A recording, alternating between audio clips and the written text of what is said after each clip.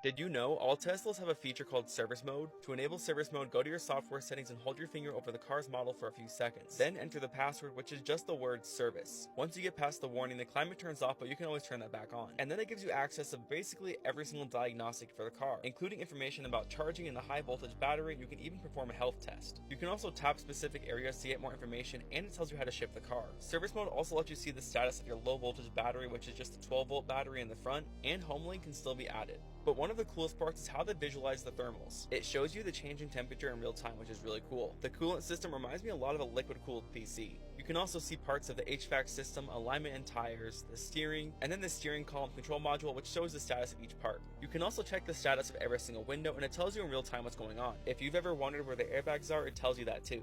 And of course, it also gives you the status of every single seat in the car. But the most important thing is that it lets you see all active alerts in the car. I'm not really sure what that one is. Then once you're done, you just hold down to exit service mode. We towed in this 2018 Model 3 Tesla over the weekend. A customer stated that it went into low power mode and then he was unable to drive it.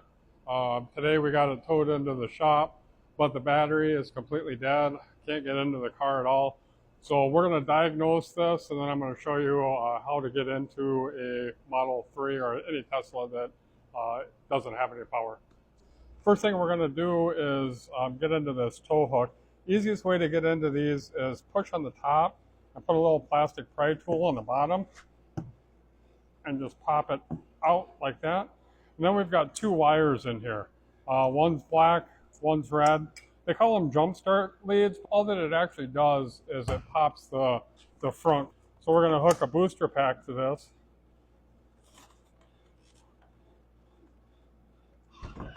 And it pops the front. So I can disconnect this now. We'll open up the front. We're going to pull off of this cover here. And we're going to hook our negative to the negative. And we're going to hook up our positive here. What we're doing now is we're supplying power to the car. The reason why they go dead is when there's a high voltage fault or the high voltage battery can't support the low voltage battery, then the low voltage battery goes dead. The high voltage battery acts like an alternator for the low voltage battery. So we've got this plugged in, and we can now open the door. So we'll get in and we'll diagnose, see what's going on with it once the computer boots up. A lot of times you just have to get in here, put your foot on the brake. It's going to take a couple, 30 seconds or so for the computer all to come up. Good idea to put a battery maintainer on the system while you're diagnosing them, because it's only a matter of time if the high voltage battery isn't supporting the low voltage battery, that the low voltage battery is going to die. So we'll get a battery maintainer hooked up to it, get the system to boot up, and then we'll look and see what's going on with it.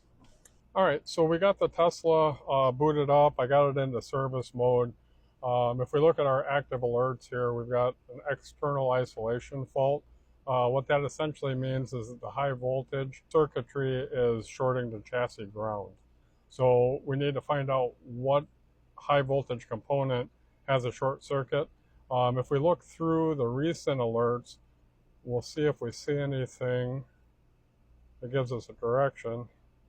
And here we go, PTC MIA. So PTC is the positive temperature coefficient heater, or it's more or less like the heater core of a Tesla. It's an electric kind of space heater, if you will. Being that we have some PTC codes in here, I highly suspect that the PTC heater is shorted out, and that's what's causing this external isolation fault. You can see here vehicle may not restart, electrical system power is reduced. Teslas have safety configurations in them that if it starts to get an external isolation fault, it'll actually open the contactors, which will prevent the high voltage from exiting the high voltage battery. Next, we'll diagnose it and verify that the PTC heater is bad, and we'll show you how to do that. All right, so what I've done so far, I've disconnected the low voltage battery, disabled the high voltage battery. Anytime you're working on an electric vehicle, you got to make sure you follow the procedures to disable the high voltage battery and verify that it is disabled so that you don't get shocked. I've got that all disabled. disconnected the PTC heater. I've got this insulation meter. What this insulation meter does is it's going to send 250 volts into the PTC heater, and then it's going to measure the resistance of that PTC heater. Should be greater than 18 ohms. So we'll go ahead and get a measurement on this. So I've got the PTC. This is the PTC harness here. I'm connected to one of the terminals on the PTC with a positive probe of the insulation meter. The other negative is going to chassis ground. So I push the insulation test, and I've got 1.2 mega ohms. Again, you want greater than 18 mega ohms. So that is indication that this PTC heater is shorted. Basically, it's shorted to chassis ground. That's a diag, and we'll get a PTC heater ordered for it. And next video, we'll get it installed and verify our fix.